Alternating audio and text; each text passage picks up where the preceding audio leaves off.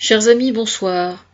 Je vais ce soir enfoncer le clou un peu côté santé là parce que je vois bien qu'on voudrait que j'aille du côté de l'Europe de l'Est, mais je peux pas être partout. Je préfère enfoncer le clou côté santé là. Qu'est-ce que je voulais dire? Il se trouve qu'il y a quelques jours, j'étais tombée sur une pétition qui émanait de médecins, je crois, une pétition qui demandait justement la mise en chantier d'un travail d'introspection très approfondi et très sérieux relativement aux médecines parallèles, aux médecines douces. Parce que tous les médecins qui sont honnêtes, donc j'espère tous, savent pertinemment que beaucoup de maladies peuvent parfaitement être soignées par les médecines douces et que ces médecines douces ne sont absolument pas remboursées. Voilà. À part l'homéopathie, donc je sais qu'il y a des gens en ce moment qui essaient de déboulonner, parce qu'évidemment, les choses qui fonctionnent, souvent il y a des gens qui essaient de déboulonner. L'homéopathie, ça fonctionne très bien sur certaines personnes, voilà. Sur moi, ça n'a pas fonctionné énormément, mais c'est un peu cohérent parce que les choses que j'avais à soigner, c'était d'ordre psychologique. Donc voilà. Mais ça n'empêche que ça... Voilà, bon, c'est comme ça. Mais en fait, la raison pour laquelle je fais cette vidéo, c'est une raison bien particulière. C'est parce que il serait extrêmement dangereux aussi de verser dans une extrême opposée. C'est-à-dire de rejeter en bloc la médecine telle qu'elle est aujourd'hui. La seule qui soit reconnue aujourd'hui par la sécurité sociale, la condamner serait extrêmement grave. Moi, je vais vous citer un exemple. J'ai perdu une amie d'enfance, là, il y a quelques mois, qui avait un cancer du sein. Elle était gonflée médecine douce. Elle était naturopathe d'ailleurs, je crois. Enfin, elle était thérapeute, mais je ne sais plus exactement si c'était naturopathe ou autre chose. Mais elle avait un cancer du sein. Elle était tellement sûre d'elle qu'elle n'a jamais voulu admettre qu'il fallait qu'elle se soigne aussi parallèlement par un médecin spécialisé du cancer et tout. Et elle est décédée. Voilà. Alors c'est terrible hein, de voir ça, mais moi je me serais jamais entêtée de cette façon-là. Alors que je suis vraiment une adepte des médecines douces, plus que moi, tu meurs quoi. Je suis vraiment une adepte des médecines douces, mais jamais, jamais je n'aurais eu la prétention de lutter contre un cancer uniquement par les médecines douces. C'est extrêmement grave de faire une chose pareille, parce qu'il est tout à fait probable que si elle avait suivi la médecine classique, elle aurait très bien pu utiliser la médecine douce pour justement contrecarrer les effets néfastes de la chimiothérapie, par exemple, et il est tout à fait possible qu'aujourd'hui elle serait encore en vie, donc je trouve ça vraiment dommage. Mais bon, je sais qu'il y a quelqu'un, un naturopathe extrêmement célèbre aussi, qui s'était soigné, qui était vraiment un adepte des médecines douces aussi, par les plantes, etc. Et puis le jour où il a eu un cancer, il a eu l'intelligence justement de faire comme je dis, et il s'est tiré d'affaire. Voilà, bon. Maintenant, c'est vrai que... Alors, pendant que j'y suis, il y a une recherche qui est sortie, une recherche. Il y a un article qui est sorti hier ou avant-hier, des recherches qui ont été faites aux États-Unis qui tenteraient à prouver que certains cancers sont dus uniquement au hasard. Alors, on va tout de suite mettre les choses au clair. Je serais extrêmement curieuse de savoir, moi, qui a financé cette recherche et comment cette recherche a été faite.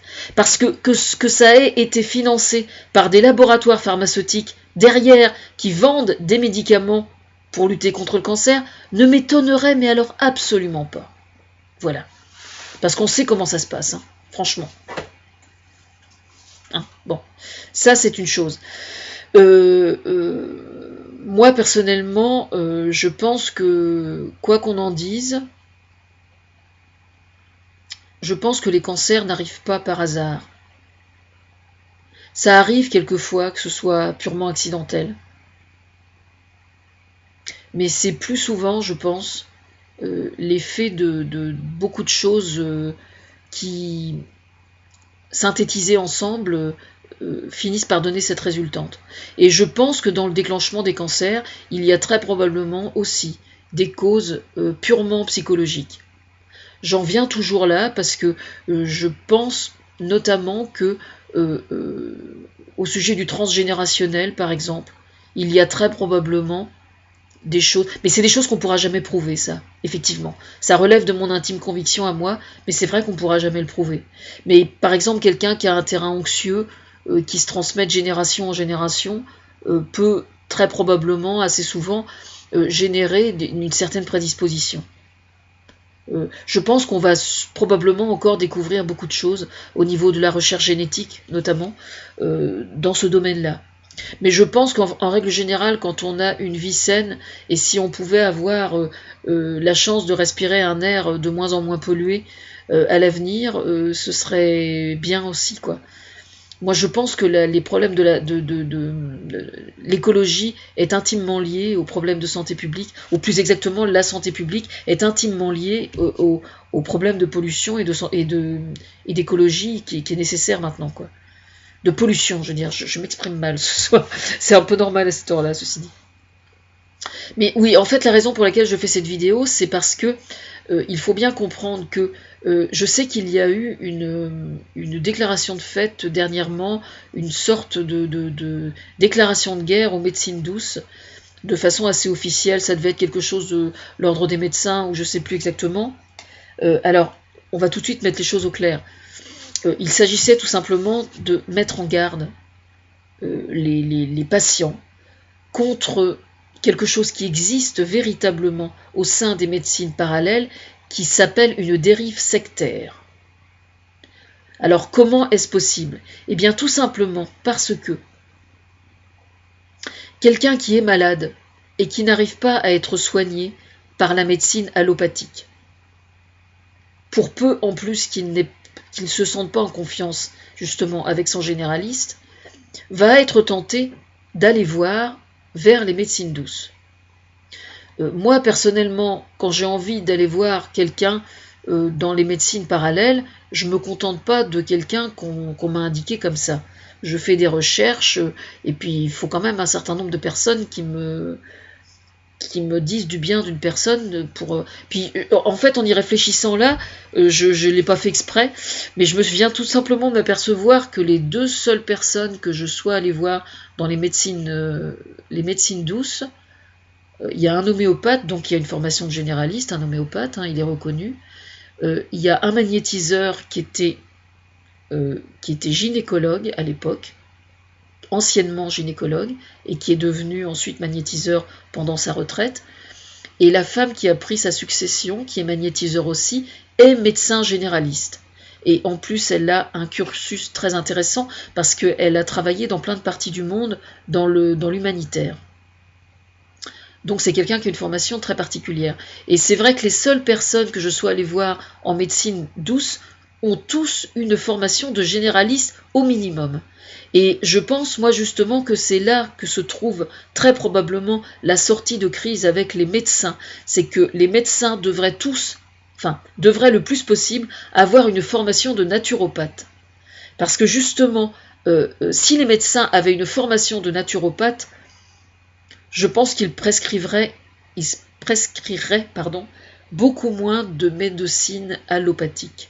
Voilà. Alors, pour quelle raison est-ce que les gens qui ne parviennent pas à être soignés par l'allopathie vont voir vers les médecines douces? Et pour quelle raison il y a ce problème de dérive?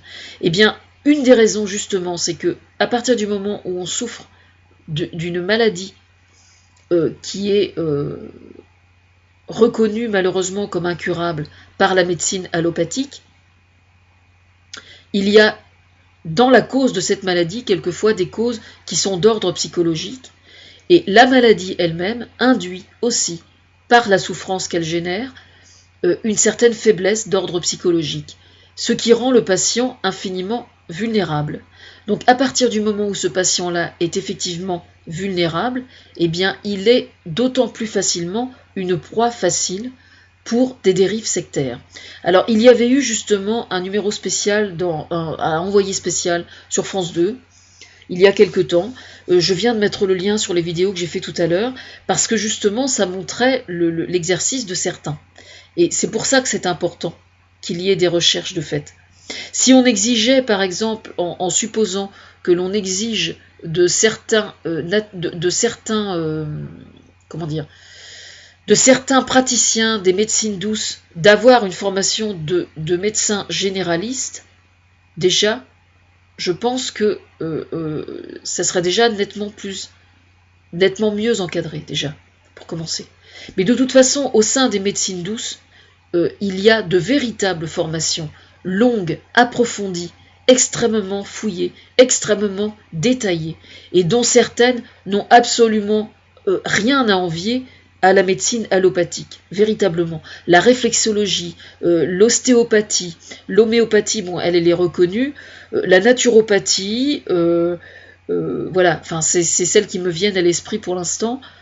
Pour moi, il n'y a absolument aucun doute, ces médecines-là, qui sont, je vous le rappelle quand même, qui sont les gens, comment dire, les praticiens qui pratiquent une médecine douce et qui sont sérieux, sont tous référencés systématiquement dans des fédérations nationales de médecine douce.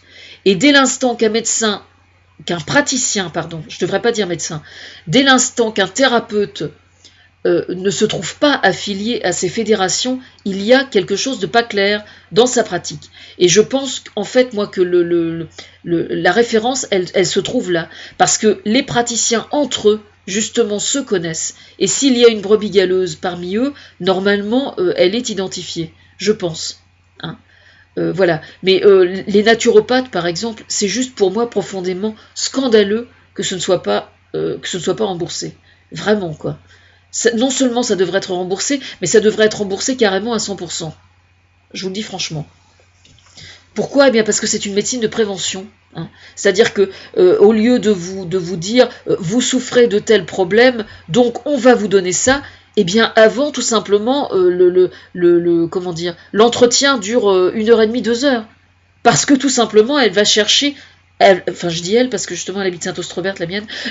Elle va tout simplement chercher comment dire, à connaître la personne de façon infiniment plus pointue et plus subtile que ne le ferait un généraliste qui va voir le patient pendant un quart d'heure. Voilà.